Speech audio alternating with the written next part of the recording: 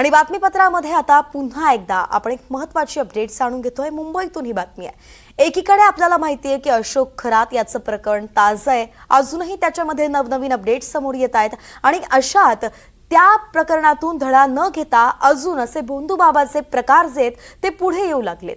दुसरीकडे आता पाहूयात की मुंबईतील मालाडमध्ये भोंदूबाबाच्या प्रतापांमुळे स्थानिक अगदी हैराण झाले। हाच तो भोंदूबाबा ज्याची दृश्य तुम्ही एनडीटीव्ही मराठीवरती पाहताय।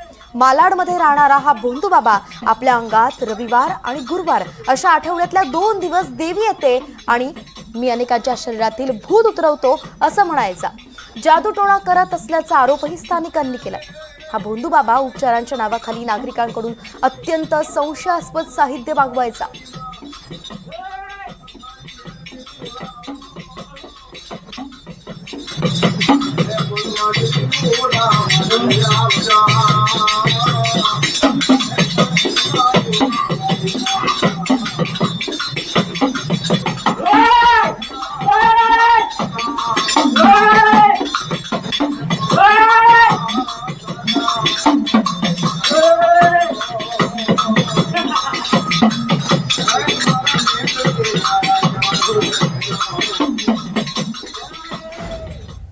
त्या अंगात देव संचारल्यानंतर तो ते सगळ्या वस्तू त्या लोकांच्या अंगावरून काढायचा आणि त्या सगळ्या वस्तू एखाद्या लाल किंवा काळ्या फडक्यात गुंडाळून ते फडकं गुंडाळलेलं ते कुठेतरी चौकामध्ये ठेवून द्यायचं। तो तर असं त्याचे प्रकार चालू होते। तिथल्या रहिवाशांमध्ये थोडं भीतीचं वातावरण निर्माण झालं आणि त्यांनी त्याला सांगितलं की तू हे जे करतोस ते चुकीचं आहे, त्याच्यामुळे आमच्या मनात भीती निर्माण होते, तू हे बंद कर।